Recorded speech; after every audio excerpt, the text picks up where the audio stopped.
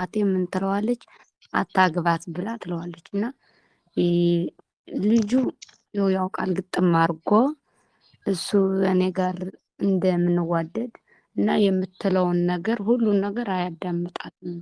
እና ደግሞ ብዙ ጊዜ ያው ልጆች አፍርተናል እና ምን ትለዋለች? ብዙ ጊዜ በተለያየ ነገር ምን ትለዋለች? በቃ ፍታት እያለች ትለዋለች። እና ከዚህ አንጻር ምንድነው ወንድሜ ይህ ብዙ ጊዜ በቃ ተደጋጋሚ ይሆንብኛል። እና ከእነሱ ቤትም ደግሞ ሲሄድም እኔ ዝም እላታለሁ፣ በተደጋጋሚ ትሰድበኛለች። ግን እኔ ምንም አልላትም፣ ዝም ነው የምል። እስቲ ድገሚልኝ እህቴ፣ ይቅርታ ትንሽ ክሊር እንዲሆንልኝ። በትዳራችን ዙሪያ ነው እና ወንድሜ ገና ሳንጋባ ምን አለች? አታግባት ብላ ትለዋለች፣ አማቴ ማለት ነው። እና ልጆች አፍርተና ብዙ ጊዜያችን ነው በትዳር ልጁ ያው ይገባዋል ያው እሱና እኔ እንደምንዋደድ እና ብዙ ጊዜ ትጨቀጭቀዋለች ምን እያለች ፍታት። እና በትዳሬ ብዙ ነገር ሆኖብኛል ወንድሜ። ግን እኔ ለመድኃኒዓለም ሁሉን ሰጥቼው ምንም መስሎ አይታየኝም፣ ዝም ብያለሁ። እና ከቤት ደግሞ በቃ ስንሄድ ለማየት ምናምን ብለን ከፊቴ ላይ ምናምን ትሳደባለች፣ በሻንጋ ማርጋ ወይም በልጆቿ አስመስላ ትሳደባለች። እና ይሄን ሁላ ብዙ ነገር እኔ ትቼ አልፋለሁኝ። እና ከፊት ሰው ፊትም ሆነ ምን ሆነ ትሳደባለች። እና ይሄ አንጻር ከምንድን ነው? በርቺ ታለምዬ፣ አንደኛ ከመናፍስት አንጻር መሆኑ ግልጽ ነው። ከመናፍስት አንጻር ብቻ ሳይሆን ግን የሰዎችም ድክመት አለ። የእነሱንም ጭምር አለማወቅ ተጠቅሞ ነው መንፈስ የሚዋጋው። ከአንቺ ተነስቶ መንፈስ እነሱ ጋር ይሄዳል። በተለይ ለምሳሌ አማሽ ናት አይደለ? እንደነገርሽኝ ከሆነ ከአንቺ ተነስቶ አንደኛ አማሽ ጋር የሚሄድ መንፈስ አለ። አማሽ ጋር ብቻ ሳይሆን የራስሽ የሆኑ ሰዎች ጋር መንፈስ ሲዋጋን መጀመሪያ ከኛ ተነስቶ አጠገባችን ባሉ ሰዎች ሊዋጋን ይችላል።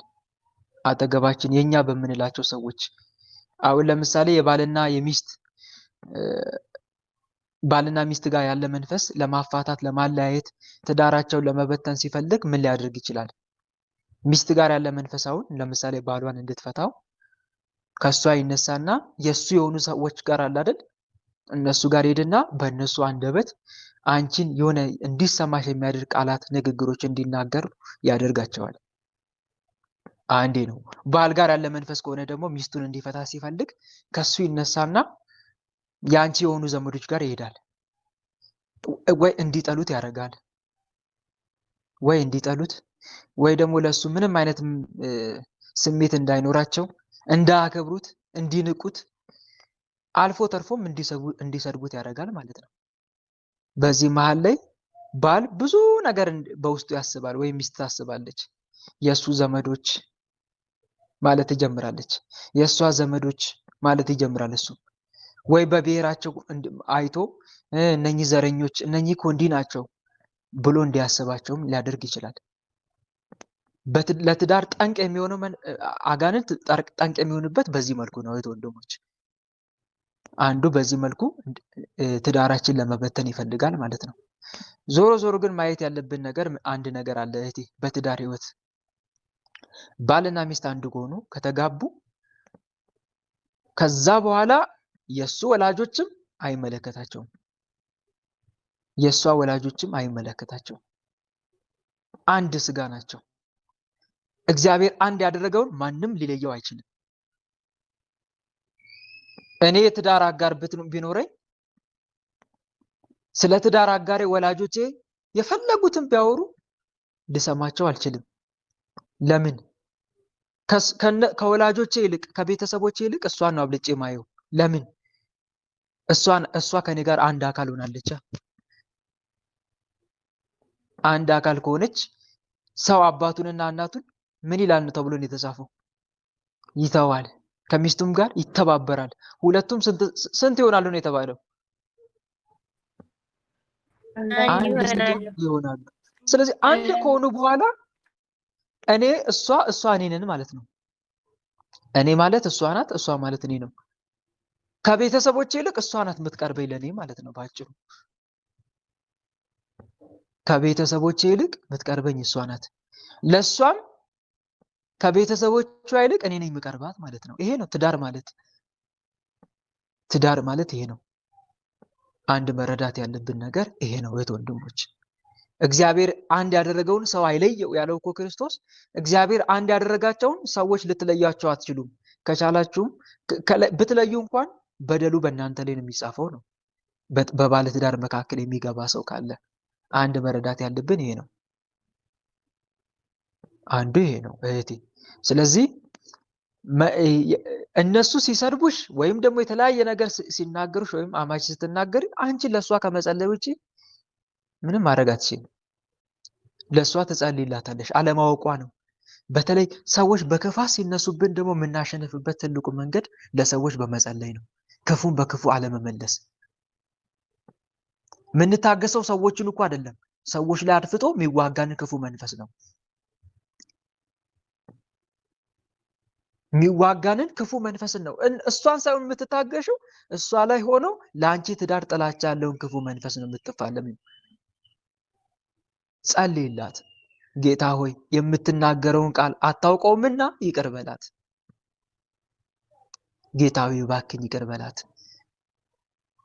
እንደዚህ እያልሽ በአምላክሽ ፊት ትማጸኝላታለሽ። በስሟ ጸሎት ታደርጊያለሽ። የዚህን ሰዓት እግዚአብሔር ያንቺን የዋህነት ይመለከታል። ወንድሜ አሁንም ደግሞ በተደጋጋሚ ትቀናለች። የሆነ ልብስም ወይም ካለበስኩ እኔ ወይም ደግሞ የሆነ ዕቃ ከቤት ምናምን ተገዛን በጣም ትቀናለች እና ይህም በተደጋጋሚ ጊዜ ነው። ጸልይላት። አንደኛ ለእሷ ጸልይላት። ሁለተኛ ደግሞ እሷ ላይ ሆናችሁ እኔን የምትዋጉኝ እሷን በእኔ በቅናት አይን እሷ ላይ ሆናችሁ እኔን በቅናት አይን የምትመለከቱ ክፉ መናፍስ ስራችሁን አቁሙ ባያቸው። ግልጽ ነው አይደል? እሷ ላይ ሆናችሁ የሚመለከትሽ እሷ አይደለችም። አሁን እሷ ናት ከሚለው አጥር ውጪ። አንቺ አሁን በዚህ ሰዓት ማተኮር ያለብሽ እሷ ሳይሆን እሷ ላይ ሆኖ የሚዋጋኝ መንፈስ በይ። እሺ ምን አገባ ወጣ። እኛ ነን እግዚአብሔር ይገሰጻችሁ፣ መድኃኒዓለም ይገሰጻ። እሺ ማን ናችሁ? ማን ናችሁ? ተናገሩ። እኛ መተት ነና ትዳር አፍርስ ተብለን የተላክነ መተት። ትዳር አፍርስ። ሌላስ? ሌላ የለንም። አይነ ጥላም አለው። አይነ ጥላ። ሌላስ? ሌላ የለንም። እሺ ከሷስ ተነስታችሁ ወደ አማቿ ሄዳችኋላችሁ? ከሷ ተነስታችሁ የቅናት መንፈስ አለን። የቅናት መንፈስ። ሌላስ? በጣም ሁሉ ጊዜ ትነግራታለች። ለዛች እኮ ሰራዊታችሁን ሰብስቡ። እሺ ቶሎ ጣው ቶሎ ሰራዊታችሁን ሰብስቡ። ስንት ጊዜ የተነቃብኝ። ሰራዊታችሁን ሰብስቡ በአጋዕዝተ ዓለም በቅድስት ሥላሴ ስም ቶሎ።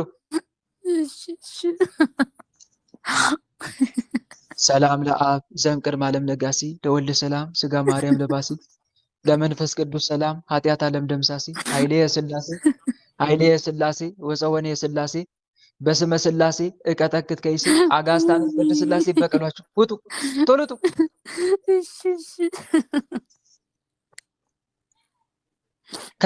ከትዳሯ ውጡ። ከትዳር ህይወቷ ወጥተናል። ተሱ አለው የቅናት መንፈስ።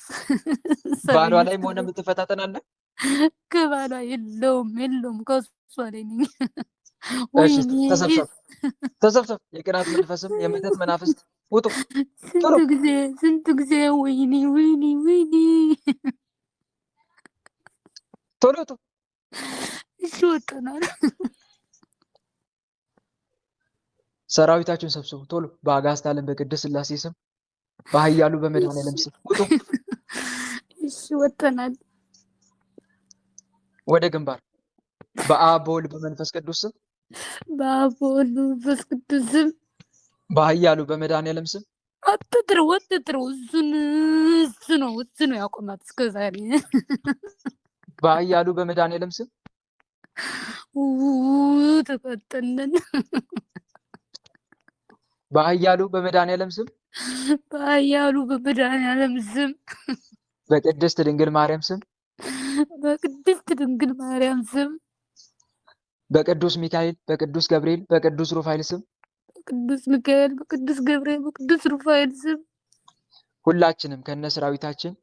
ሁላችንም ከነሰራዊታችን ከመላ ሰውነቷ ከህይወቷ ወጥተን ከመላ ሰውነቷ ከህይወቷ ወጥተን ከትዳር ህይወቷ ወጥተን ከትዳር ህይወቷ ወጥተን ከአማቿ ተነስተን የቅናት መንፈስ የመተት መናፍስት ከአማቷ ተነስተን ተቅናት መንፈስ እስከምንሸኝ ድረስ ምንም ስራ ላንሰራ እስከምንሸኝ ድረስ ምንም ስራ ላንሰራ ሰማይና ምድርን በፈጠረ በአጋዕዝተ ዓለም በቅድስት ሥላሴ ስም ሰማይና ምድርን በፈጠረ በአጋዕዝተ ዓለም በቅድስት ሥላሴ ስም ከነ ሰራዊታችን ግንባር ላይ በትምህርተ መስቀል ታስረን ተገዝተናል። ከነ ሰራዊታችን ግንባር ላይ ወጥተን ታስረናል። አጋዕዝተ ዓለም ቅድስት ሥላሴ እስራታችን ያጽኑብን። አጋዕዝተ ቅድስት ሥላሴ እስራታችን ያጽኑብን። ኃያሉ መድኃኔዓለም እጥፍ ድርብ አድርጎ ይበቀለን። ኃያሉ መድኃኔዓለም እጥፍ ድርብ አድርጎ ይበቀለን። ስንጠራ ቤት እንላለን፣ ምንም ስራ አንሰራም። ስንጠራ ቤት እንላለን፣ ምንም ስራ አንሰራም። የመተት መንፈስ በምድር የተላከው ትዳር ብትን ትዳር ብትን ትዳር ብትን ለምን? አላማችሁ ምንድን ነው? ትዳሩ መበተኑ ለምን አስፈለገ? ልጁ ይወዳታል ሳላገባት እያለ በቃ ቀንቶ ነው። በቃ የቅናት ልጁ ይወዳታል፣ ይወዳት ነበር። እሷ ደግሞ አትፈልገውም፣ አልፈልግም ብላ ብተወው በቃ። ስለዚህ በአማቿ ላይ አድረህ ትፈታተናታለህ። አዎ። ስለዚህ የቀድሞ እሷን የሚወዳት አካል ነው እሷ ላይ የመተተው ማለት ነው። ትዳሩ እንዲበተን ወንድማችን እኮ አውርዶት ነበር። አንተ አይገባም፣ ብዙ ጊዜው ነው አለ። ወደ ንስሐ አልመለስም አለው። እሺ፣ በምንድን ታዲያ የተመተታችሁት? ስትገቡ በምን ነበረ መጀመሪያ? የገባንን በልብሷ ተመትተን። በልብሷ? አዎ። እሺ፣ ልብ መልሱ፣ መልሱ ልብ። በአጋዕዝተ ዓለም በቅድስት ሥላሴ ስም ቶሎ። እሺ፣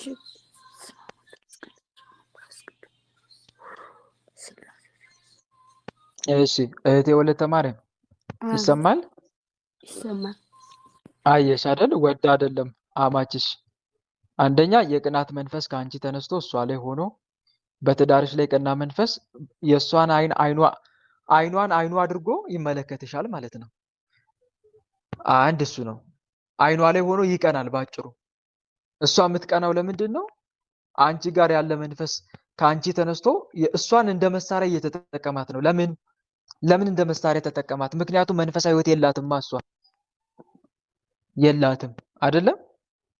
መንፈሳዊ ሕይወት የላትም። ማትሰግድ ከሆነ ማትጸልይ ከሆነ ንስሐ እየገባች ስጋው ደግሞ ማትቀበል ከሆነ ከራሱ አልፎ ሌሎችን መንፈሱ እሷ ላይ ሆኖ ይጎዳባታል ማለት ነው። አንዱ ይሄ ነው። ስለዚህ የእሷ መንፈሳዊ ሕይወት ውስጥ አለመኖር ሌሎችን በቅናት እንድትመለከታቸው አደረጋት። አንዱ ይሄ ነው። ሁለተኛ ደግሞ የትዳር እድል መተትም አለ፣ የትዳር መተትም አለ ማለት ነው።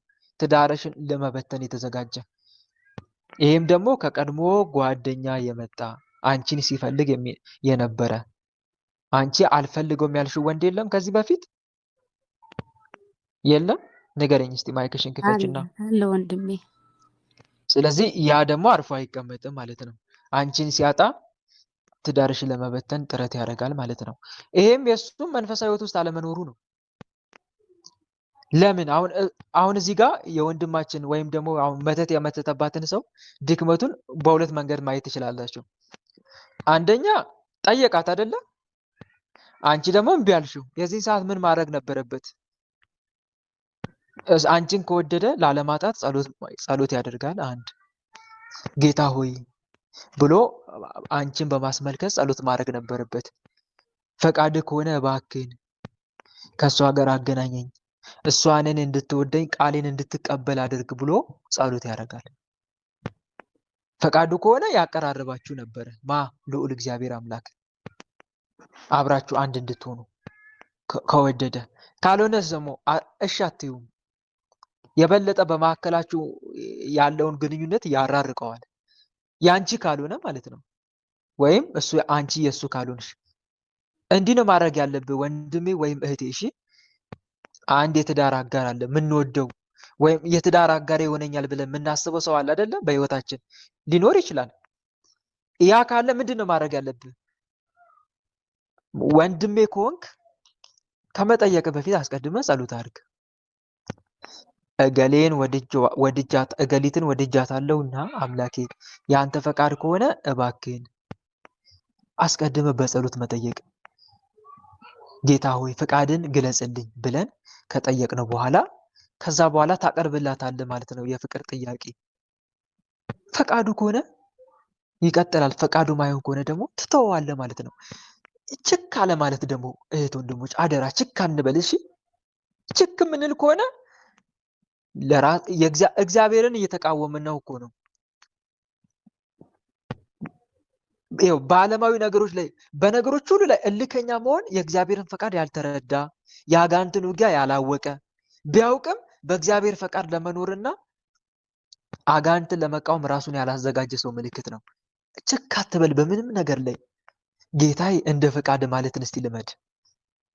እሱ አይሻልም? ወንድሞች አያሳርፍም?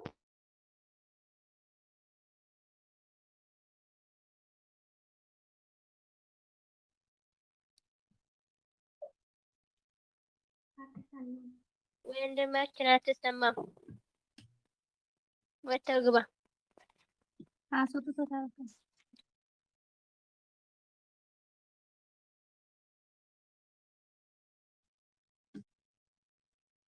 በስላሴ ስም ድምጽ ይሰማችኋል ወንድሞች? አሁን ሰማን ወንድም። መልካም። እና ምን እያልኳችሁ ነበረ?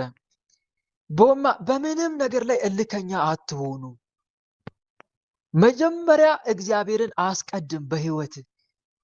እልከኛ መሆን ጭንቀታም ነው የሚያደርግህ፣ ወንጀል እንድትሰራ ነው የሚያደርግህ፣ ሌላ ለተጨማሪ ክፋት ያዘጋጅሃል። እና ጌታዬ እንደ ፈቃድ የሆነ ነገር ማድረግ ካለብህ ማድረግ እስከምትችለው ድረስ ጥግ ድረስ ሂድ፣ ሞክር፣ አድርግ። ከሞከር ነው ይልቅ ያልሞከር ነው ይቆጨናል። ባመለጠ እድልም አትጸጸት። አንተም ብቻ የሚጠብቅ ሌላ ብዙ በረከት አለ። ችክ ግን አትበል። እና አንድ የምንረዳው ነገር ይሄ ነው። ስለዚህ ትጠይቃለህ። ከዛ በኋላ የእግዚአብሔር ፈቃድ ከሆነ እሺ ትላለች። ምክንያቱም አስቀድመህ ማንን ጠይቀሃል? ማንን በጸሎት ጠይቀናል? ልዑል እግዚአብሔርን ጠይቃል። ከዛ በኋላ ትጠይቃለህ። ከጠየቅክ በኋላ የእሷን ትሰማለህ። በነገራችን ላይ ሴቶች እህቶቼም እዚህ ጋር እንደ አንድ ወንድማዊ ምክር የምመክራችሁ ነገር ምንድነው? በአንድ ጊዜ እሺም እምቢም አትበሉ። እሺ ስትጠየቁ እሺም አትበሉ፣ እምቢም አትበሉ። ማወቅ አለብሽ ስለሱ። የእግዚአብሔርን ፈቃድ ለማወቅ ጊዜ ማግኘት አለብሽ። ጊዜ ስጠኝ ላስብበት፣ በጸሎት ፈጣሪ ልጠይቅበት አይባልም? ይባላል አይደል? ነው ወይስ ተሳሳትኩኝ? እስቲ ንገሩኝ። ይባላል። የእግዚአብሔርን ፈቃድ ልንጠይቅ ይገባል፣ ልጠይቅ ይገባል። ከዛ በኋላ የእግዚአብሔርን ፈቃድ ጠይቀሽ በዛች መሀል ላይ አንቺ ላስብበት ባልሽበት ቅጽበት ምንድነው የምታደርጊው? ፈጣሪሽን ጠይቂያለሽ። እስቲ እግዚአብሔርን እንጠይቅበት፣ አንተም ጠይቅበት፣ ንገሪው። አንቺም እስቲ አንተም ጠይቅበት። የፈጣሪ ፈቃድ ከሆነ ችግር የለውም። እኔም ጠይቃለሁ፣ አንተም ፈጣሪን ጠይቅ። እሱ ከፈቀደልን አንድ እንሆናለን፣ ካልሆነ ደግሞ እንለያያለን። የግድ ካልሆነ የሚባል አማርኛ የለም። የፈለገ ብትወዳት የእግዚአብሔርን ፈቃድ አስከትል፣ የፈለገ ብትወጂው የእግዚአብሔርን ፈቃድ አስቀድሚ። ከዛ በኋላ በዚህ መሀል ላይ ማንን የምትጠይቂው? ልዑል እግዚአብሔርን በጸሎት ታስቢያለሽ። በመሀል ከሱ ጋር በምታደርጊ ግንኙነት ግን ማጠናከር ችግር የለውም። አብሮ መጸለይ፣ አብሮ መስገድ፣ አብሮ መንፈሳዊ ውይይቶችን ማካሄድ ችግር የለውም ይሄ። ከዛ በኋላ የፈጣሪ ፈቃድ ከሆነ ግንኙነታችሁን ያጠነክረዋል እግዚአብሔር አምላክ። ካልሆነ ደግሞ ትለያያላችሁ ማለት ነው። ስላልሆነልህም ደግሞ በጣም ሰይጣን ምን ያደርጋል መሰለክ? በቃ ያለሷ ዓለም ላይ ሌላ ሴት የሌላ አድርጎ ያሳያል። ያለሷ በቃ ሌላ ሴት እንዳትታይክ አድርጎ ልብን ይዘጋባል።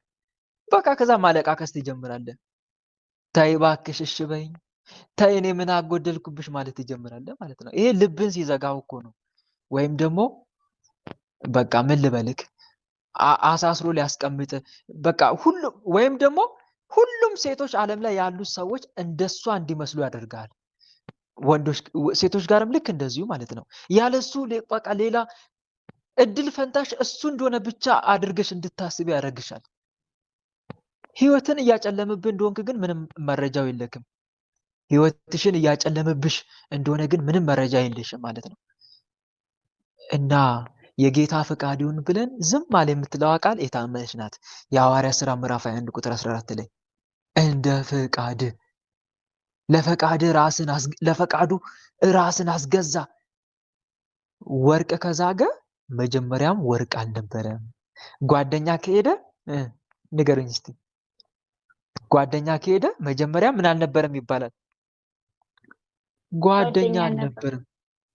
ከሄደ በቃ አልነበረም ማለት ነው። አታለቃቅስ። ወይኔ እያልክ እያያት 10 ጊዜ ፕሮፋይሉን ያይ አታለቃቅሽ። መጀመሪያም አልነበረም ማለት ነው። ለፈተና ነበር የመጣው ማለት ነው። ጌታዬ እንደ ፈቃድ ብሎ ለፈጣሪ ራስን አሳልፎ እንደመስጠት የሆነ ስታከረው እኮ ይርቃል። የበለጠ ባይገርም ይርቃል። የእውነት እህት ወንድሞች፣ በዚህ ዓለም ላይ የሆነ ነገር አላስተማራችሁም? እስቲ በህይወታችሁ በዓለም አንድን ነገር አጥብቃችሁ ስትፈልጉት በፈለጋችሁት ልክ ደግሞ ያ እንደ ሰማይ እየራቃችሁ ይመጣል። የመጣ እየመሰለ ይሄዳል ተመልሶ። ይገርማል እኮ ያስኩት አገኘው ስትሉ መልሶ ደግሞ ይርቃል። እያሳያችሁ ያርቃል። እዚህ ጋር ሰይጣን ሲስተም እየተጠቀመ ነው። ለነፍሳችን እንዳናስብ እያደረገን ነው። ለነፍስ እንዳታስብ በቃ ወይ እሷን ብቻ እያሰብክ ስለ ኃጢአት ማልቀስን እንድትዘነጋው፣ የአምላክን መከራ እንድትዘነጋ፣ የመራራ ሞትን እንድትዘነጋ እያደረገ እኮ ነው። ስለ ኃጢአት ማልቀስ መንፈሳዊ ህይወትን እንድትዘነጋው እያደረገ ነው። እሷን ብቻ እንድታስብ እያደረገ፣ አንቺም እንደዛው እሱን ብቻ እንድታስብ እያደረገሽ ራስሽ ላይ እንዳታተኩር እያደረገሽ ነው። አስታወሳችሁ? አንድ ነገር አስታወስኩ። የሶምሶን መንፈሳዊ ፊልም ሶምሶንን እስቲ ያስቡት። ሲያሳዝን አንድ ሴት ገብታ ነበር ወደ ህይወቱ። ማናት? እግዚአብሔርን በሚያገለግልበት ወቅት አንድ ሴት ገብታ ነበር። ደሊላ ገብታበት ነበር። መጀመሪያ ሶምሶን ይጨበጨብለት ነበር። አረ ሶምሶን ማን ነው በፊቱ የሚቆመው ይባልለት ነበር። ሶምሶን መጣ ሲባል ጠላቶቹ ድራሻቸው አይገኝም። እስራኤላውያን ይመኩበት ነበር። በእውነት እግዚአብሔር እንዲህ አይነት ኃያል ሰው አነሳልን እያሉ። ከዛ ጠላቶቹ ተማከሩ። ቆይ ሶምሶን ውስጥማ የሚማታ ኃይል አለ። ይሄን ኃይል የሚያጠፋ ምን ዘዴ እንጠቀም ተባለ። በቃ የሶምሶንን ደካማ ጎን ማጥናት ጀመሩ ጠላቶቹ። ወንድ ልጅ በምን ነው የሚሸነፈው? ብዙን ጊዜ እስቲ በምንድን ነው የምንሸነፈው? ወንዶች በሴት ነው አይደል? ይሄን ያውቃል። ይሄን ሰይጣን በደንብ ነው የሚያውቀው። የወንድ ልጅ ድክመቱ ሴት እንደሆነች በደንብ ያውቃል። ሔዋንን እኮ አሳሳተው። አዳምን እኮ በሷ በኩል ነው የገባው። በቃ ይሄን አውቋል። ብዙዎች በሴቶች ምክንያት አይምሯቸውን አጥተው ተገዥ የሆኑ ሰዎች ብዙ ናቸው ይላል መጽሐፈ ዕዝራ ካለ ላይ ምዕራፍ 4 ቁጥር 27 ላይ በሴቶች ምክንያት አይምሯቸውን አጥተው ተገዥ የሆኑ ሰዎች ብዙ ናቸው፣ ስለነርሳቸው ባሪያዎች የሆኑ ብዙ ናቸው ይላል። ደቂቀ ሴትን ብታዩ ደቂቀ ሴት በሴት እኮ ነው የተታለሉት እነሱ። ልበ አምላክ ዳዊት በምን ነበር? ልበ አምላክ ቅዱስ ዳዊት በሴት በቤርሳቤ። ሶምሶንም ልክ እንደዛ እና ቁጭ ብለው ካልኩሌት ነው ያደረጉት ሳምሶንን እንዴት አድርገው መጣል እንደሚችሉ። ከዛ ዘማዋንና ሸንጋዋን ደሊላ አላኩበት። አትወደኝም እያለች ማለቃቀስ ጀመረች ፊቱ ላይ የአዞ እንባ። ከዛ በኋላ ልቡን ሰረቀች። ወንድ ልጅ ደግሞ ከወደደ በቃ እንደዛ እኮ ነው የሚያደርገው። ሁለመናውን ነው የሚሰጣት። ልነጠፍልሽ ማለት ይጀምራል። ለሴት ልጅ አንዴ ልቡን ከሰጣት፣ አንዴ ከወደደ እንደዛ ነው በቃ። በግ በሉት በቃ፣ የዋ በግ እንደ በግ ነው የሚከተለው። ልክ እንደዛ ሆነላት። ልቡን እንደሰጣት አውቃ ኃይል ያለው ምኑ ላይ ነው እያለች መጠየቅ ጀመረች። ነዘነዘችው። ወይኔ መዝነዝነዝ ይገልጸዋል። መጽሐፈ መሳፍንት 16 ላይ ተመልከቱማ። እስከ ሞት ድረስ ዘበዘበችው። ተጨነቀ ሶምሶን። ጠዋት ማታ አትወደኝም፣ አትወደኝም፣ አትወደኝም፣ ብትወደኝ ኖሮ እንዲህ እንዲህ ትነግረኝ ነበረ፣ ከኔ ትደብቃለህ፣ እኔና አንተ የኔና የአንተ ትዳር ታሪያ ምንድን ነው እያለች ዘበዘበችው። አይገልጸው። ከዛ ሲጨነቅ ጊዜ ነገራት። ኃይሌ አላች ጸጉሬ ላይ ነው፣ በጸጉሬ ነው እግዚአብሔር አምላክ። ከእናቴ ጀምሮ ከተወለድኩ ጀምሮ ምላጭ በጭንቅላቴ ላይ አላረፍም አላት። የእውነቱን እንደነገራት አወቀች። ጠላቶቿን እንዲያደፍጡ አደረገች።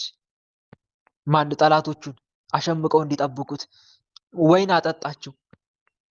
በከባድ የሆነ እንቅልፍ ውስጥ ተኛ ሶምሶን። ጸጉሩን ጉንጉን ጸጉሩን ቆራርጣ ለቀቀችው። ሶምሶን ፍልስጤማውያን መጡብህ የት አባታቸው እያለ ልክ ዳፍንት እንደያዘ ሰው መጋጨት ጀመረ ከግድግዳ ጋር። ያ ኃያሉ ሶምሶን ወረደ። ውይ ሲያሳዝን በእውነት የሶምሶንን ውድቀት ሳስበው እንዴት እንደሚያንገበግብ። ከዛ መጨረሻ ላይ በጠላቶቹ እጅ ወደቀ ማለት ነው። በጠላቶቹ እጅ ወደቀ። አያችሁ አይደል? ደካማ ጎን ሰይጣን ይመለከታል፣ ያያል። እና ባጭሩ ሶምሶን እግዚአብሔርን ነበር የሚያገለግለው። አሁን ግን በቃ ከእግዚአብሔር ተለየ። አጀንዳ ሰጠው ማለት ነው ባጭሩ። አጀንዳ ሰጠው ለማ ለሶምሶን ሰይጣን እግዚአብሔርን ማገልገል እንዲረሳ አደረገው። ደሊላ ልኮ አንድ ነገር አስታውሰው። አሁን እዚህ ጋር ወንድሜ መንፈሳዊ ህይወትን ሰይጣን ሊያገዘግዝብህ ሲፈልግ ያልሆነ ሴት ይልክብሃል። ለትዳር ማትሆን ያልሆነ ሴት ይልክብህና በቃ እሷን እያሰብክ እንድትውል ያደርግሃል። አይምሮን በእሷ ቢዚ ያደርግብሃል። ከዛ አንተ መስገድን፣ መጸለይን፣ ስለ ኃጢአት ማልቀስን ታቆምና በቃ ነጋ ጠባ እሷን የምታስበው እስረኛ አድርጎ ቁጭ። አንቺ ጋር ምን ልክ እንደዛው የሆነ ወንድን እንድታስብ ያደርግሻል። አውቆ እሱን እንድታስብ ያደርጋል። በቃ ከልብሽ እንዳይወጣ አደርገዋል። መልኩን፣ ድምፁን፣ ሁሉን ልብሽ ላይ ይተክለዋል። ስተኝም በህልምሽ የምታየው እሱን ነው። ስትበይም እሱን ነው። ስራ ስትሰሪም እሱን ነው የምታየው። በቃ እረፍት ያሳጣሻል። እዚህ ጋር ኃጢአትሽን እያሰብሽ አታለቅሽም። የክርስቶስ መከራ አይታይሽም። መራራ ሞት ከፊት ለፊትሽ ገሃነም እንዳለ አይነግርሽም። ከዛ ከመንፈሳዊ ህይወትሽ ለቀሽ ትወጫለሽ ማለት ነው። እንዲህ ያረገ ስንቱን አሰናክሏል መሰላችሁት ወንድሞች? ስንቱን ከመንፈሳዊ ህይወት አስወጥቷቸዋል። ይሄ ነው የዲያብሎስ አጀንዳ። ሰጠሽ ማለት እኮ ነው። አጀንዳ ሰጠክ። ከመንፈሳዊ ህይወት የሚያርቅን አጀንዳ ሰጠክ። ስለዚህ ምንድነው የምትመክረን አሁን ካላችሁ እዚህ ጋር የጌታ ፈቃድ ይሁን ብለን ዝም ማለት። ጌታዬ እንደ ፈቃድ ይሁን በል በቃ ችክ አትበል ማለት ነው። ወርቅ ከዛገ መጀመሪያም ወርቅ አልነበረም። ጓደኛም ከሄደ መጀመሪያም ጓደኛ አልነበረም። በቃ ያንተ አልነበረም ማለት ነው። የተሻለ አዘጋጅ። የምታጣው ነገር ምንጊዜም ለሚያስፈልግ ነገር ቦታ ይለቃል። እውነት ውሸት ንገሩኝ። የምታጣው ነገር የምታጡት ነገር ምንጊዜም ለሚያስፈልጋችሁ ነገር ምን ያደርጋል? ቦታ ይለቃል። ትክክል። ቦታ እየለቀቀ ነው ማለት ነው። ለዋናው እግዚአብሔር ላዘጋጀልህ ነገር ቦታ እየለቀቀ፣ አንተ ግን የለም ጌታው አልፈልግም እያልከው ነው። አልፈልግም የለም አልፈልግም ጌታ ሆይ እምቢ፣ እኔ መረጥኩት ይሻለኛል እያልክ ከአምላክ ጋር ግብ ግብ እየፈጠርክ ነው። ከአምላክሽ ጋር ግብ ግብ እየፈጠርሽ ታይ ልጄ ልቀቀኝ እሱን እኔ ጥሩ አዘጋጅቼልሻለሁ ሲል እምቢ። ታይ ልጄ እኔ አዲስ ልብስ አዘጋጅቼልሻለሁ ሲልሽ መድኃኒዓለም እምቢ፣ እኔ ቡጭቅጭቄውን ልብስ ነው የምለብሰው እያልሽ ነው። ይገርማል እኮ የልጅ ነገር የልጅ ነገር እኮ ነው የሆነብን። እምቢ እኔ የተቀደዳደውን ልብስ ነው ታይ ልጄ፣ እኔ አዲስ ጫማ አዘጋጅቼልሻል። እምቢ አሮጌው ልብስ ይሻለኛል እንደማለት እኮ ነው። አንድ በር ቢዘጋብህ ብዙ ሌላ የደስታ በሮች ይከፈቱልሃል። እኛ ግን ለረጅም ጊዜ የተዘጋው በር ላይ ከማፍጠጣችን የተነሳ የተከፈተልንን አዲሱን የደስታ በር አናየውም። ባለፈው ነገር ላይ ሁሌ እየተጸጸቱ የወደፊቱን ማሰብ ትተህ በትዝታ ከተጠመድክ የእርጅና ምልክት ነው። ምን ልበል ታዲያ ሌላ? የማርጀት ወይም የመሸበት። በአጭሩ ተስፋ በማድረግ ጉዞውን ቀጥል ነው። ተስፋ አድርግ ነው። ያለፈውን ብቻ እያሰብክ ጊዜን አታባክን ነው። እና እህት ወንድሞች፣ አንድ ልንረዳ የሚገባ ነገር ይሄ ነው። ስለዚህ ወንድሜ የተሳሳተበትን ምክንያት ነው እየነገርኩ ያለው። አሁን እሷን አጣ አይደለ? በቃ ወደ በቀል ገባ፣ ትዳር ወደ መበተን። ይሄ ሁሉ ምን አመጣ? እልከኝነት፣ ችክባይነት፣ የሰውን የትዳር ህይወት ለማመሰቃቀል ተነሳ። እግዚአብሔርን በጸሎት ይማጸናል፣ ፈቃዱ ከሆነ ያመጣለት ነበር፣ ካልሆነስ ትርቀዋለች። ለሱ ግን የተሻለ አዘጋጅቶለት ነበር። ይሄን አላወቀም። አጋንንቱ ግን ሁሌ እሷን ብቻ እያሰበ እንዲኖር ያደርገዋል። እሱን ከመጉዳቱ አልፎ የእሷን ህይወት አሁን እየበጠበጠ ነው፣ የትዳር ህይወቷን። እና ችክ ባይነት፣ እልከኝነት ለማንም አይጠቅምም ልላችሁ ፈልጌ ነው። አንድ የምንረዳው ነገር ይሄ ነው። ስለዚህ እህቴ አሁን ማድረግ ያለብሽ አንቺ ምን መሰለሽ? ለሁለቱም ጸሎት አድርጊላቸው። እሺ፣ ለአማችሽም ጸሎት አድርጊላት፣ እሺ ወንድሜ። ለልጁ ደግሞ ጸሎት አድርጊለት ማለት ነው። ወንድሜ ያናግሩት ነበረ ዳኒ ማለት ነው። በግሩፑ ማን እንዳገባው ነው ያላውቅም። ገብቶ አውርቶት ነበር እና ወደ ንስሐ ተመለስ ሲለው ከግሩፑ በቃ መንፈሱ ሲታሰር ይሰማና ያሳድግ እና በተደጋጋሚ እንደዚህ ይታደሳል። ግን በእናንተ ላይ መድኃኒዓለም ይስጣችሁ። ብዙውን ጊዜ ተርያላችሁ። መንፈሱ ሲመጣ ይያዝልኛል። እኔም በርትቼው በመንፈሳዊ ብዙ እንጸልያለሁ። ግን ልጁ ወደ ንስሐ አልመለስም ብሎታል ዳኒ። ብዙ ጊዜው ነው ይበል። ለምን መሰለሽ? ልቡ ስለዘጋው ነው። ልቡ ስለተዘጋ ነው። የንስሐ ልብ አሳጥቶታል ማለት ነው። ግን አንቺ ለሱ ጸልይ እሺ። የምታውቂው ከሆነ ስመ ክርስትናውን የምታውቂው ከሆነ ስመ ክርስትናውን እያነሳሽ፣ ማታውቂውም ደግሞ እግዚአብሔር ባወቀው ጌታ ሆይ መተት እያስላከ መተት እያደሰ የሚፈታተነኝን ልጅ እባክህ የንስሐ ልብ ስጠው፣ ወደ ራሱ እንዲመለስ አድርገው፣ በሚሰራው ስራ እንዲጸጸት አድርገው በይው። ግልጽ ነው አይደል? በሚሰራው ስራ በሚሰራው ኃጢአት እንዲጸጸት አድርገው። ጌታ ሆይ እኔንም ይቅር በለኝ በይው። እኔንም ይቅር በለኝ እያልሽ እግዚአብሔር አምላክን ተማጸኝለት። ክፉን በመልካም አሸንፉ እንጂ በክፉ አታሸንፉ አይደል ተብሎ የተጻፈው? ለሱ ጸልዩለት። ስለሚያሳድዷችሁም ጸልዩላቸው ተብሎ ተጽፏልና ልክ ጸሎት ስትጀምሪ ለሱ መተት ለሚያድሱብሽ በቅናት እኔን የምትመለከተው አማችሽንም እያሰብሽ እሱንም እያሰብ ጸልይላቸው። አጥብቀሽ ስትጸልይላቸው መንፈሱን አጥብቀሽ እየተበቀልሽው ነው። በዚህ መንገድ ነው የምትቋቋሚው። እሺ እህቴ፣ አታማሪባቸው። ደግሞ ምንም የፈለገ ቢከፉብሽ አታማራቸው። ወደው አይደለም በይ፣ ተይዘው ነው በይ። ያንቺ መንፈሳዊ የጦር አፈሙዝሽ ማነጣጠር ያለበት ሰዎቹ ላይ አይደለም። ሰዎቹን እንደ ፈረስ የሚጋልበው እርኩስ መንፈስ ላይ ነው መንፈሳዊ መሳሪያሽ ማነጣጠር ያለበት። እሺ፣ የኛ ቀንደኛ ጠላት ዲያብሎስ ነው። በስጋ ያሉና ጠላት የሆኑን ወገኖቻችን ፈቃዱን በልባቸው ላይ የሚዘራባቸው የዲያብሎስ ፈቃድ ተሸካሚዎች እንጂ ጠላት አይደሉም። ግልጽ ነው አይደል? ጠላት አይደሉም እነሱ። እና ይህን ይመስላል የኔት። በተረፈ በርቺ፣ እግዚአብሔር ፍጻሜሽን ያሳምርልሽ።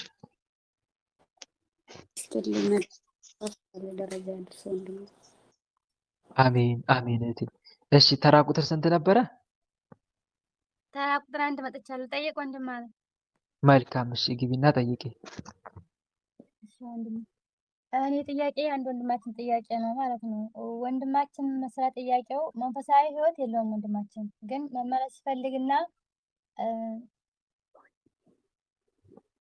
ወደ መንፈሳዊ ህይወት መመለስ እፈልግና እንደገና ደግሞ መልሼ ዝም ብዬ ሳስገባውም እንዴት ብሎ እንደወጣ ሳያውቀው ልፍት ብሎ ነው የሚወጣው ማለት ነው።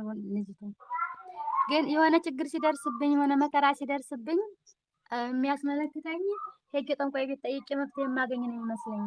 እግዚአብሔር ጋር ጠይቄ ቶሎ መልስ የማገኝ አይመስለኝም። ጠንቋይ ቤት ሄጄ ስጠይቅ ግን ቶሎ ምላሽ የማገኝ ይመስለኛል ብሎ ነው የሚጠይቀው ማለት ነው ወንድማችን።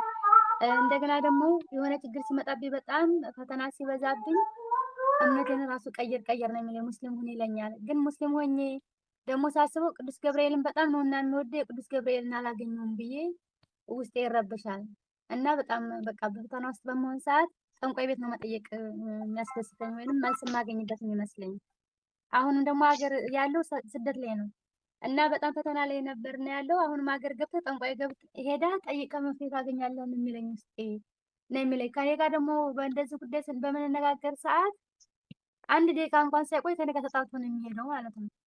እኔን መስማት አይፈልግም። ለአንድ ደቂቃ ለሁለት ደቂቃ ያክል ነው ቢሰማኝ ወይንም አንድ ሁለት ጥያቄ መልስለት ነው እንጂ ከዛ በኋላ ያለው እንድመልስለት አይፈልግም። ወደዛው ነው የሚጣላው ማለት ነው በትንሽ ነገር። እና ምን ትመክረዋለህ? እስኪ በደንብ አብራራልኝ እና በዚህ ጥያቄ ላይ ለልጅቱ ሪፖርት እንደሚቀርብ። እሺ መልካም።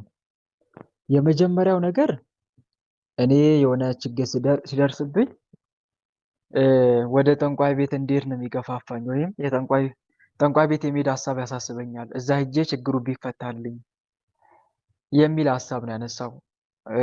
እዚህ ጋር ይሄ ሀሳብ ይሄ ግፊት ከየት መጣ ከተባለ በተለያየ መንገድ ልናየው እንችላለን። አንደኛ ከተባለ ለምሳሌ ከእናት ከአባቱ የመጣ ዛር፣ የቤተሰብ ዛር መናፍስት እንደዚህ አይነት ግፊት ያሳድሩበታል። ለምሳሌ እንበልና የዛር መናፍስት እናት አባቱ ከዚህ በፊት ጠንቋይ ቤት የሚሄዱ ከሆነ ጠንቋይ ቤት ሄደው መንፈሱን ተዋርሰውት ከሆነ ያ መንፈስ ደግሞ አብሮ ተወልዶ ከሆነ ይሄ መንፈስ የመጣው ከየት ነው ማለት ነው? መጀመሪያ ከእናት ከአባቱ አብሮ ከመወለዱ በፊት ከየት ነው የመጣው? ከጠንቋይ አይደለም? ከጠንቋይ የመጣ ስለሆነ መጀመሪያ የመጣበትን ያሳስበዋል ማለት ነው። ለልጁ ግፊት ያሳደርበታል። አንዱ በዚህ ነው። ሁለተኛ መተትም ልክ እንደዚሁ ጠንቋይ እንድናስብ ያደርገናል። ከደብተራ የመጣ መንፈስ ከሆነ ደብተራ ጋር እንድንሄድ እንድናማክር፣ ከጠንቋይ የመጣ መንፈስ ከሆነ ደግሞ ልክ እንደዚሁ ወደ ጠንቋይ ቤት እንድንሄድ ይገፋፋናል።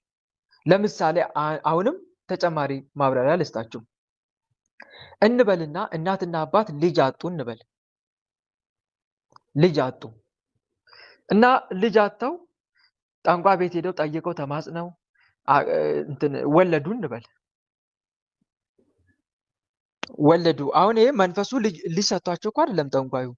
መጀመሪያ ማጸኗን የዘጋ መንፈስ አለ። የእናቲቱን ማጸን የዘጋ መንፈስ አለ። ሄደው ጠንቋይ ጋር ሲለማመኑ አጋንቱ የዘጋው ማጸን ምን ያደርጋል? ቦታው ምን ያደርጋል? ይለቀዋል። ለቀቅ ሲያደርግ ያኔ ልጅ መውለድ ትጀምራለች ማለት ነው። መጀመሪያም የተዘጋው በአጋንንቱ ነበረ።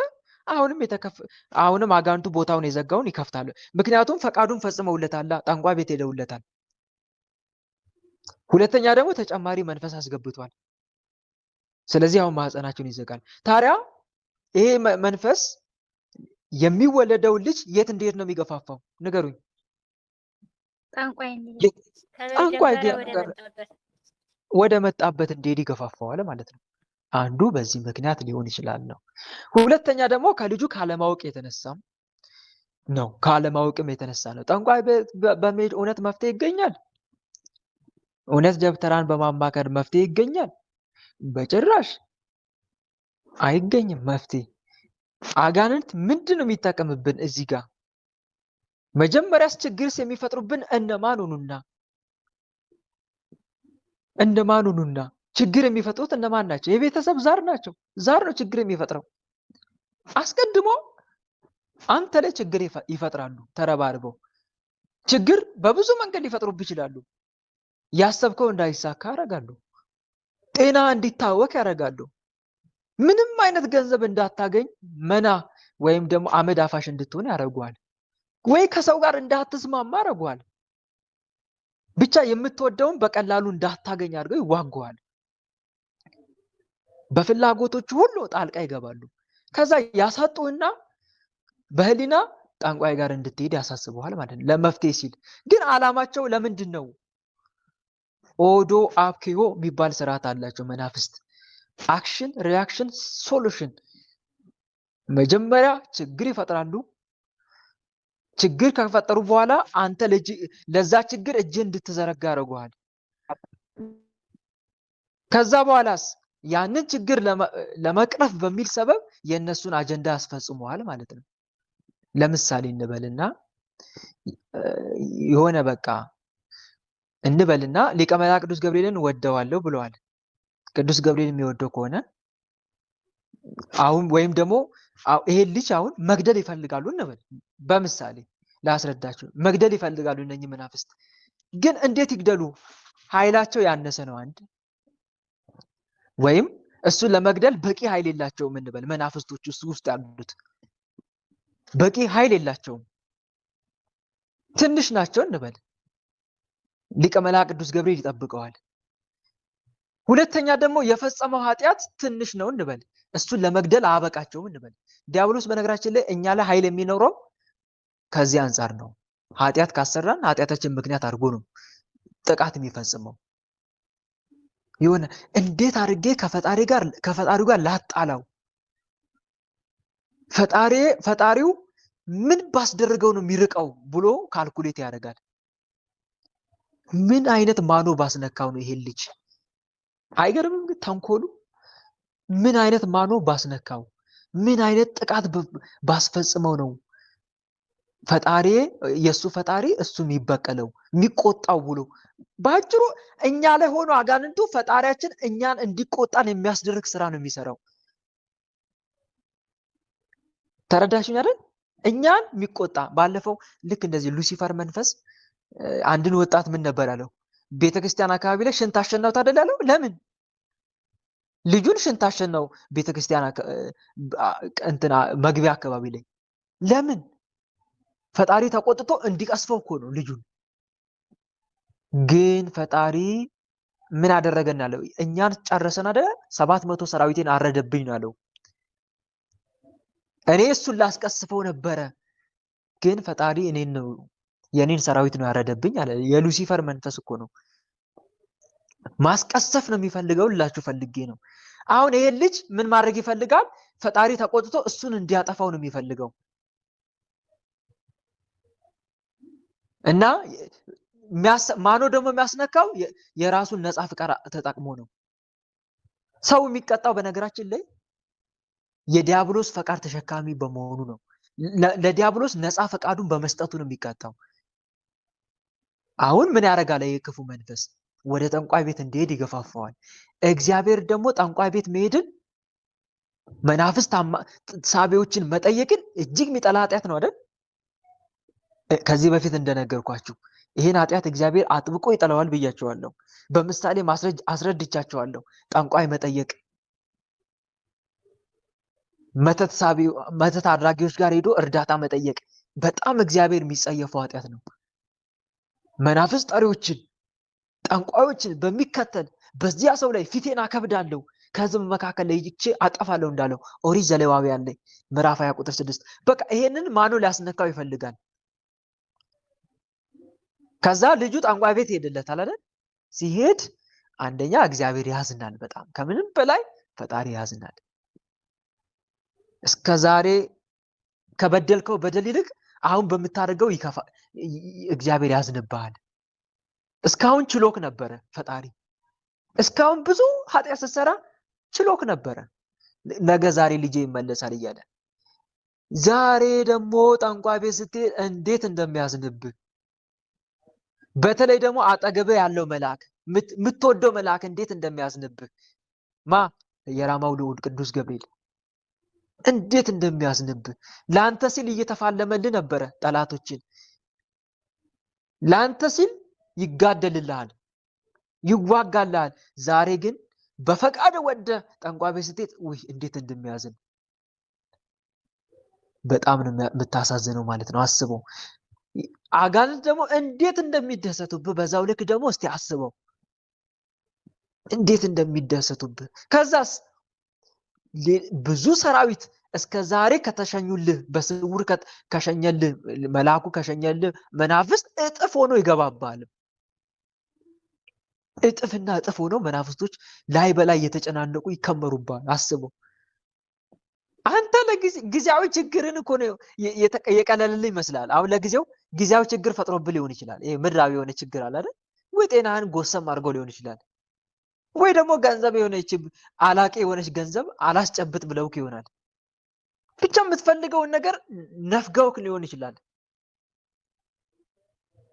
ከዛ ለዚህ እቺ መፍትሄ ለጊዜው አንተ ያገኘ ይመስልሃል፣ ግን በእንቅርት ላይ ጆሮ ደግፍ ከድጡ ወደ ማጡ የሆነ እንደገባ አላወቅም። ከዛ በኋላ ህይወትን ሲኦል ነው የሚያደርጉብህ ማለት ነው እየተከታተሉ ሲኦል። አሁንም የሆነ ችግር ይፈጥሩባል። ደግሞ እኮ አንዴ ካቀመስከው ዲያብሎስን ጠንቋይ ቤት መሄድ ካቀመስከው አይተውህም ሁሌ።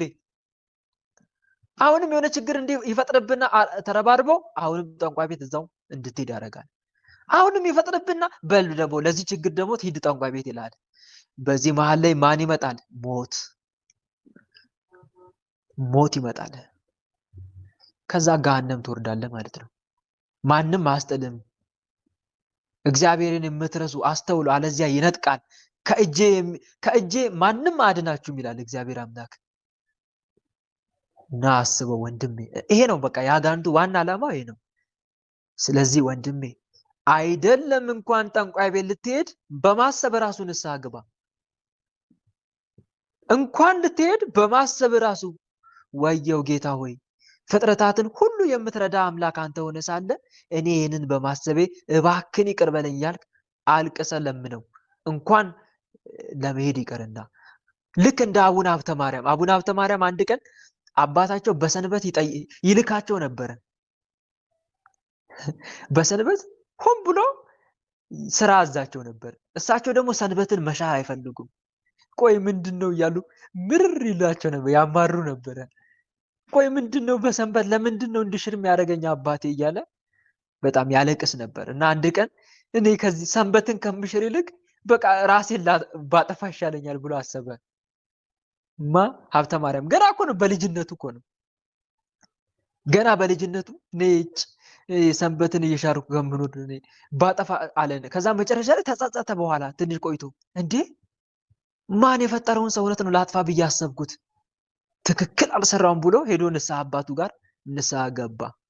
ጻድቁ አቡነ ሀብተ ማርያም በማሰቡ ብቻ ማለት ነው። አስቡት፣ ስላሰበ እንዴት ራሴን የአምላኬን ቤተ መቅደስ እኔ ራሴ የማነኝና አለ።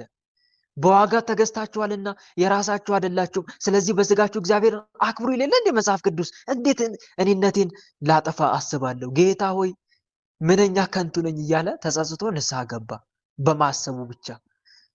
አንተም ልክ እንደዚሁ በማሰብ ንስሐ ልትገባ ይገባል ወንድሜ።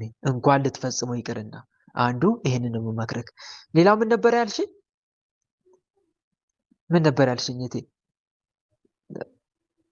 መኑ ከማምላክ ወለተ ቂርቆስ አለሽ አያይዘሽ ጠየቅሽ። ምን ነበረ? ከዚህ ግሩፕ ባላወቀው ምክንያት ያወጣዋል፣ ሰውሮም ያወጣሉ መናፍስት። ይሄን እንዳትረሱ እሺ። ያልኩ ወንድማለም ከዚህም ግሩፕ ቅድምም ግባና አዳምጥ። ቅዱስ ገብርኤል ከፈቀደ እጠይቅልሃለሁ ብዬ እኔ ቅዱስ ገብርኤል ድርሳን ቁጥር እንዲደርሰኝ በቃ ፍቃድ ከሆነ እንዲደርሰውና እንዲሰማ ፍቃድ ከሆነ ላድርስ ብዬ እያደረስኩ እያለ ጀመር ሳደርግ ነው ቁጥር የደረሰኝ ማለት ነው። ወደዛው እሱን ግባ ብዬው ሲገባ ማህበር ላይ ሊፍት ብሎ ነው ወደዚህ የወጣው። እንደገና መልሰሽ አስገቢ ማህበሩ ጠፍቶብኛል ብሎ መልሼ ነው ያስገባሁት ማለት ነው። እንደገና ሰውሮም ያወጣል። ጠንቋይ ቤትም ላልከው፣ አዎ ካሁን በፊትም ሄዶ ያውቃል። ልይቱ ብዙ ጊዜ ሄዶ ያውቃል ማለት ነው። እሺ እንደገና ደግሞ ችግርም ሲደርስበት ለችግር መፍትሄ ይሆናል ብለው የሚያስቡት ቤተሰቦችም ጠንቋይ እንዲጠይቅ ነው የሚፈልጉት እነሱ ማለት ነው። ችግሩ የሚወጣበት የሚመስላቸው ጠንቋይ ጠይቆ ነው የሚመስላቸው። መልካም። እና አዋዋሉን ያስተካክል። ከዓለማውያን ሰዎች ጋር እየዋለ ስለሆነ ውሎውን ያስተካክል። ከመንፈሳውያን ሰዎች ጋር ውሎውን ያድርግ። አጋንንቱ ከራሱ ሰዎች ጋር እንዲውል ነው የሚያደርጉት። ብዙ ጊዜ እህት ወንድሞች፣ ጓደኞቻችን በጣም ወደ ኃጢአት ዓለም የሚመሩን ከሆነ መንፈሱ ሲጀመር ከራሱ ሰው ጋር ነው የሚያገናኘን። ለምሳሌ እኛ ጋር ጠቋር ካለ የጠቋር መንፈስ ከያዛቸው ሰዎች ጋር ያውለናል። ቡዳ ዛር ካላቸው ሰዎች ጋር ጊዜያችን እንድናጠፋ አድርገናል። ይሄ መንፈሱ በቃ እሱ ከመረጠለት ጓደኞች ጋር ነው እንዲኖር የሚያደርገው ማለት ነው። እንዲውል የሚያደርገው ምክርም እንዲቀበል የሚያደርገው ከራሱ ከሆኑ ሰዎች ነው። ይሄም የሱ ሴራና ተንኮል ነው። ስለዚህ አዋዋሉን ያስተካክል። ሁለተኛ ደግሞ ይሄ ሊፍት ብሎ የሚወጣ ድንገት ሳያስበው የሚሆን ከሆነ ሰውሮም ያስወጣዋል።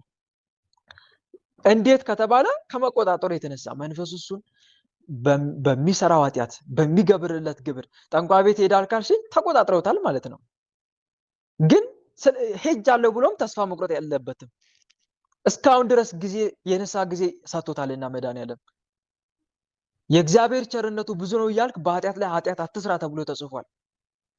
የአምላክ ቸርነቱ ብዙ ነው እያልክ በኃጢአት ላይ ኃጢአት አትስራ፣ ቸርነትም መቅሰፍትም ከእርሱ ዘንድ ይመጣልና መቅሰፍቱ በኃጢአተኛ ሰው ላይ ይመጣል ይላል መጽሐፈ ሲራክ ምዕራፍ 5 ቁጥር 5-7 ላይ። እግዚአብሔር ብዙ ዘመን ይታገሳልና ኃጢአት ሰርቼ ፍዳን አልተቀበልኩም አትበል ይላል። ይገርማል እኮ እግዚአብሔር ብዙ ዘመን ይታገሳልና ኃጢአት ሰርቼ ፍዳን አልተቀበልኩም። ስለዚህ የንስሐ ጊዜ ሰጥተዋል ማለት ነው። ወንድሜ ተጠቀም። መቼ እንደምትወሰድ አታውቅም። ዲያብሎስ እየጠበቀ ነው አንተ ነፍስ ከስጋ የምትለይበትን ቅጽበት። ልክ ስትለይ ተቀብሎ ሲኦል ነው የሚያወርድክ። ልክ ነፍስ ከስጋ ስትለይ ምንም ጥያቄ የለውም። ስለዚህ ነገ ወይም ዛሬ እንደምትሞት አታውቅምና ፈጥነህ ንስሐ ግባ። ከዚህ ክፉ ድርጊት ደግሞ ተቆጠብ። በአምላክ እምነት ይኖር። በእግዚአብሔር የታመነ እምነቱም እግዚአብሔር የሆነ ሰው ብሩክ ነው ይላል። ለሁሉም ችግር መፍትሄው እግዚአብሔር አምላክ ነው። ለሁሉም ችግር መፍትሄው እግዚአብሔር አምላክ ነው። እናንተ ደካሞች ሸክማችሁ የከበደ ወደ እኔ ኑ፣ በችግር የተጠመዳችሁ ወደ እኔ ኑ ማለት እኮ ነው እግዚአብሔር አምላክ። ወደ እኔ ኑ እኔም አሳርፋችኋለሁ፣ በመከራ ጊዜ ጥራኝ አድንማለሁ እኮ ይላል እግዚአብሔር አምላክ። ምን ላይ? መዝሙር 49 ላይ አንተም ታከብረኛለህ አድንማለሁ ይላል። ለምን በአምላክ ላይ እምነት አይኖርህም? ሕዝቤ ሰምቶኝ ቢሆን ኖሮ እስራኤልን በመንገዴ ሄዶ ቢሆን ኖሮ ጠላቶቻቸውን ፈጥኜ ባዋረድኳቸው ነበር ይላል እኮ እግዚአብሔር። በሚያስጨንቋቸውም ላይ እጄን በጣልኩ ነበር። የእግዚአብሔርም ጠላቶች በተገዙለት ነበር። ዘመናቸውም ለዘላለም በሆነ ነበር። ከስንዴም ስብ ባበላኋቸው ነበር፣ ከዓለቱም ማር ባጠገብኳቸው ነበር ይላል መዝሙር 80 ቁጥር 10-13 ላይ። ስለዚህ ወደ አምላክ እጅን ዘርጋ። በፍጹም ልብ በእግዚአብሔር ታመን። በራስ ማስተዋል አትደገፍ ወንድሜ፣ አትደገፍ በራስ ማስተዋል። እና አንድ የምንማረው ትምህርት ነው ደግሞ ጊዜያዊ ችግሮች ላይ ብቻ አታተኩር። ጊዜያዊ ችግሮች ላይ ብቻ አታተኩር። ለምን ነፍስን አትመለከታትም? ከፊት ለፊት ያለውን ገሃነም ለምን አታስብም? ለምን የፍርድ ቀንን አታስብም? ምክንያቱም ምድራዊ ችግር ጥለነው እንሄዳለን። ይሄ የሚያልፍ ነው፣ ያ ግን የማያልፍ ነው። እና ይሄንን እያሰብን እንጋደል ለማለት ያክል ነው። ስለዚህ አሁንም ቢሆን ጠንቋይ ቤት ሄጃለሁ ብሎ ተስፋ መቁረጥ የለበትም። እስከ ዛሬ ድረስ ጠንቋይ ቤት ሲሄድ የንስሐ ጊዜ የሰጠውን አምላኩን እያመሰገነ ስንቴ በደልኩ አምላኬ እያለ ስለሰራው ኃጢአት ይቅርታን እየጠየቀ በጾም በጸሎት በስግደት ህይወቱ ማስጠመድ አለበት። በተለይ ደግሞ የራማውን ልዑል እኮ ይዟል። እናንተ ሊቀ መልአክ ቅዱስ ገብርኤልን ይዟት። እንደሱ ፈጣን መልአክ አለ? ለእርዳታ የሚፈጥን መልአክ። በእውነት እጅግ አድርጌ ነው የምወደው እኔ ሊቀ መልአክ ቅዱስ ገብርኤልን በእውነት በጣም ነው የምወደው። ተጠቀሙበት። በእውነት ረዳት አድርጋችሁ ያዙ። ከልዑል እግዚአብሔር በታች ቅዱስ ገብርኤል ለሰው ልጆች ሁሉ ፈጣን የረድኤት መልአክ ነው ቅዱስ ገብርኤል። ደግሞ ጠላቶቻችን ብቻ እንጥራው። በእውነት መልኩን አድርሰ ጥራው፣ ድርሳኑን አድርሰ ጥራው። እሱን ደስ የሚያሰኝ ስራ ብቻ ስራ። ከአንተ የሚጠበቀው እሱ ነው። እሱን ደስ የሚያሰኝ ስራ አጥብቀ ስራ። በስሙ መባ አስገባ። በስሙ የተራበውን አብላ፣ የተጠማውን አጠጣ። መልካም ስራ። ወንድሜ አንድ ነገር ልጨምርልህ በዚሁ አያይዤ ማለት ነው። መልኩን ድርሳኑን እናድርስ። በእውነት እጅግ ፈጥኖ የሚረዳን መልአክ ነው ቅዱስ ገብርኤል። በችግራችን ጊዜ እንጥራው። ሰላም ለከ ገብርኤል ሊቅ ነበልባለ እሳት ሙብቅ ቀደስኩ መስዋዕቱ ለመልከ ጸዴቅ ከመ ትባርከነ በመስቀልከ ዘወርቅ ገብርኤል ማእከሌነ ተዋኔ በጽድቅ ብለን እንጥራው። የእውነት ከመቅጽበት ነው ፈጥኖ የሚደርስልን። ካልታሰበ ችግር ነው ነፃም ያወጣን። እማምላክ ወላዲት አምላክ በምድር ላይ ሳለች ፈጥና ትጠራው ነበረ ቅዱስ ገብርኤልን። እሱም እመቤቴ ወይ ምንድን ነው ብሎ ፈጥኖ ነበር የሚደርስላት። 42 ክንድ ወደ ላይ ወጥቶ በእሳት ሰይፍ ነበረ ጠላቶቿን የሚያጭደው። ማ ካላችኝ የራማው ልዑል ቅዱስ ገብርኤል ፈጥኖ ነበር የሚደርስላት ለእመቤታችን በምድር ላይ በስደቷ ወቅት። ዮሴፍንና ድንግል ማርያምን አንከራተዋቸው ነበረ። እነኚህ እንትኖች በምድረ በዳ ላይ የሚገጥሟቸው ሽፍታዎች ያበሰርከኝ መልአክ የት ነህ ስትለው ወዲያው ነበር ፈጥኖ የሚደርስላት።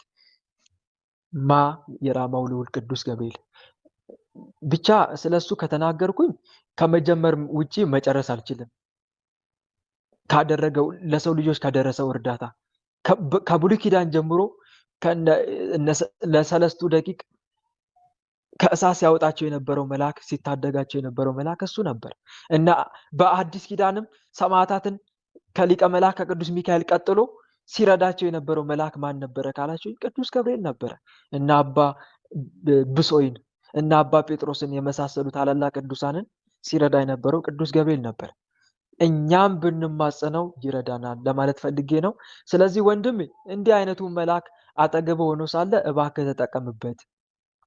እዚህ እንኳን መጸለይ ባትችል፣ እዚህ ግሩፕ ላይ እንኳን ገብተህ መጸለይ ባትችል፣ ለብቻ የግል ጸሎት አለ አይደል? በግል ሆነ መልኩን ሳታደርስ አትውጣ። መጀመሪያ አምላክን አመስግን። ከሁሉም በፊት ልዑል እግዚአብሔርን ማመስገን ይቀድማል። ሰማይና ምድርን የዘረጋ መልአክ አምላክን ማመስገን ይቀድማል። የቅዱስ ገብርኤልን አምላክ ማመስገን ይቀድማል። መጀመሪያ እሱ ነው የሚቀድመው። ልዑል እግዚአብሔር እሱ ይቀድማል። የሁሉም ነገር አስገኝ፣ የሁሉም ነገር ፈጣሪ እሱ ነውና እሱን ልናመሰግን ይገባል። አምላክን አመስግን። ቀጥሎ የአምላክን እናት እመብርሃንን አመስግናት። ከዛ በኋላ የሚጠብቅን መልአክ ማመስገን ትችላለህ። ይህን ይመስላል። እህቴ የቀረ ነገር አለ ካለ እስቲ ንገሪኝ። ሰዓታችን ግን ጨርሰናል። እሺ ወንድሜ፣ በዚሁ የምታብራራለት ምን መሰለህ? ጠንቋው ያለው ቤታቸው ነው። እህታቸውን እህቱን ነው ያገባው ማለት ነው። ምን ይላቸው መሰለህ? ሲጠነቁል እኔ የምጠነቁለው ቅዱስ ገብርኤልና ቅዱስ ሚካኤልን ይዤ ነው፣ እነሱ አዘውኝ ነው፣ እንደዛ ብሎ ነው እንትን የሚላቸው ማለት ነው፣ የሚሸውዳቸው ሰውየው። እና ቤተሰቦቹም ደግሞ ለችግሩ ሁሉ እነሱን ተጠያቂ እንዲያደርጉ እሱን ጠይቆና በነገሮች ሁሉ እሱን ጠይቆ እንዲቀድምላት ነው የሚፈልጉት ማለት ነው። እና እውነት አንተ የምታስረዳልኝ ነገር ቢኖር ቅዱስ ገብርኤልና ቅዱስ ሚካኤል የጠንቋይ ተባባሪ ናቸውን? እስኪ በዚህ በደንብ እንድታስረዳ ፈልጋለሁ። በጭራሽ እያጭበረበረ ነው መንፈሱ። እዚህ ጋር መንፈሱ ብዙ ዘዴ ይጠቀማል። ይሄን በማድረጉ አንደኛ እያጭበረበረ ነው። አንደኛ ጠንቋይ ትክክለኛ ነው ብለው እንዲያምኑት አላዋቂ ሰዎችን የለም በሃይማኖታቸው ጠለቅ ያለ እውቀት የሌላቸውን ሰዎች ያጭበረብራል። አንደኛ አላማው ይሄ ነው። በቃ ቅዱስ ገብርኤልን ቅዱስ ሚካኤልን ስለጠራ ጠንቋዩ ሰዎች እሱን እንዲከተሉት። አንዱ ይሄ ቅዱስ ገብርኤልን ያቀለ እንደ ቅዱስ ሚካኤልን ያቀለ እንደ ብለው በተለይ የገጠራማው ክፍል ይሄን ያክል በሃይማኖት ላይ ጠለቅ ያለ እውቀት ስለሌለው በቃ የመብራንን ስም ቀጠራ ይከተሉታል። ወይም ደግሞ የቅዱስ ሚካኤልን የቅዱስ ገብርኤል ዘክሩ ካላቸው በቃ ይከተሉታል። እሱን እየተመራን ካደረግንማ ከንቱ ነው። እሱን እየተመራን ካደረግን አንድ መረዳት ያለብን ይሄ ነው። አላማው ይሄ ነው። አንደኛው አላማው። ሁለተኛ አላማው ውስጥ ምንድነው ከተባለ የሚያውቁትን ሰዎች ደግሞ በቅዱስ ገብርኤል በቅዱስ ሚካኤል ረዳት አድርገው እንዳይዙ፣ እነኚህ ቅዱሳን መላእክትን እንዳይማጸኑ እንቅፋት ያስቀምጣል። ወይ ለካ ጠንቋይ ምን ይላል እንዴ? ለካ እንደዚህ በቃ ቅዱስ ሚካኤል ይላል እንዴ? ለካ ቅዱስ ገብርኤል ይላል እንዴ? ታዲያ ምንድነው ይሄ? ባጭሩ ቅዱሳን መላእክትን መማጸን ጣዖት አምልኮ አድርገን እንድናምን ለማድረግ ይፈልጋል አጋንንት። መመሳሰል ማለት ነው ባጭሩ። ተመሳስሎ የሰውን አስተሳሰብ እምነት ማዛባት ይፈልጋል። ግልጽ ነው አይደለ? ጠንቋዩ ስላለ እኛ ቅዱስ ሚካኤልን ከመማፀን ወደኋላ አንልም። ቅዱስ ገብርኤልን ከመማፀን ወደኋላ አንልም። እሱ ስላለም ደግሞ አንከተለውም። እሱ ስላለን አይደለም የምንከተለው። ጠንቋይ ተነስቶ ድንገት ዛሬ እግዚአብሔርን አምልኩ ስላለ እሱ ስላለ ነው እንደኛ እግዚአብሔርን የምናመልከው? ንገሩኝ እስቲ። እሱ ስላለ ነው አይደለም። ስለዚህ በቃ ጠንቋይ ይላልና እኛ መተው አለብን? አንተውም። በሱም ትእዛዝና ስር መከተልም የለብንም። ቅዱስ ሚካኤልን ቅዱስ ገብርኤልን ዘክሩ ተማጸኑ ማለት የጀመረውም ደግሞ ጠንቋይ አይደለም፣ ቤተክርስቲያን ናት የጀመረችው። እሱ ግን ለመደበቅ ይሄን ሲስተም ተጠቀመ። ስለዚህ ይሄ ከሱ ጋር የሚያገናኘው ነገር የለም ልልሽ ፈልጌ ነው። ልናገናኘውም አይገባም። ግልጽ ነው አይደለ? ስለዚህ ጠንቋይ ምን መሰለኝ ቤተክርስቲያን ሄዶ ይቀድሳ መሰለኝ፣ ያኔ ደብተራ መሰለኝ፣ አላውቀውም ሰውየውን በእርግጥ እዛ እየሄደ ስለሚቀድስ ትክክለኛ ነው ብለው የሚያስቡት እዛም ሄዶ ይቀድሳል። ሁለተኛ ደግሞ የቅዱስ ሚካኤልና ቅዱስ ገብርኤል ልጅ ነው የምናገረው እነሱ እየገለጡልኝ ነው ብሎ ነው የሚነግራቸው ማለት ነው። ብሎ ነገር የለም ታለምዬ። እሱን ከመከተል መተው ነው የሚሻለው። እሺ አንደኛ እሱን ከመከተል መተው፣ አለመከተል፣ እሱ የሚለውን አለመስማት፣ አለማዳመጥ፣ ይልቁንም ንስሐ ገብቶ ስጋው ደሙን ተቀብሎ ቋሚ በሆነ መንፈሳዊ ህይወት መኖር፣ እግዚአብሔርን መከተል ነው የሚቀድመው። እሺ እሱ ስላለ አይደለም። እሱ እያጭበረበረ ነው። እኛ አጭበርባሪን ደግሞ መከተል የለብንም። ብዙዎች በስሜ ይመጣሉና እነርሱን ተከትላችሁ አትሂዱ አላለም ጌታ መድኃኒዓለም? መልስልኝ እስቲ ብርሃን ወንድም አለ። አሁን ዛሬ ይሄ ጠንቋይ የመጣው ማንን ተከትሎ ነው? ይሄ ደብተራ የመጣው የቅዱስ ሚካኤልን ስም እየጠራ ነው አይደል? በቅዱስ ሚካኤል በቅዱስ ገብርኤል ስም መጣ። በስሜ ይመጣሉና አለ። አይድነቃችሁ እኮ ነው። በመላእክት ስም ስለመጣ ምን ይደንቃል? በክርስቶስ ስምም ይመጣ የለ እንዴ? ይመጣል። ዛሬ እኮ ይኸው ኢየሱስ ኢየሱስ እያለ መጥቷል። መናፍቃን ጋር ያለው መንፈስ ማን ይመስላችኋል? የመናፍቅ መንፈስ ኢየሱስ ያድናል እያለ የመጣው መንፈስ ማን ይመስላችኋል? ግን ኢየሱስ ኢየሱስ ስላሉ እኛ ኢየሱስን ከመጣት ወደኋላ እንላለን እንዴ? የእነሱ ኢየሱስን አብዝቶ መጥራት እኛን ሊያስተውን ይችላል? የክርስቶስን ስም መጥራት ያስቆመናል? አያስቆመንም። በአምላካችንስ ያለውን እምነት ይሸረሽራል? አይሸረሽርም። ስለዚህ የሚደንቅ አይደለም ለማለት ፈልጌ ነው። ታዲያ መፍትሄው ምንድነው? አለመከተል ነዋ። እሱ የሚለውን አለመከተል፣ በሱስ ትእዛዝና ስርዓት አለመሄድ፣ እሱ የሚለውን ለሱ ጆሮ አለመስጠት፣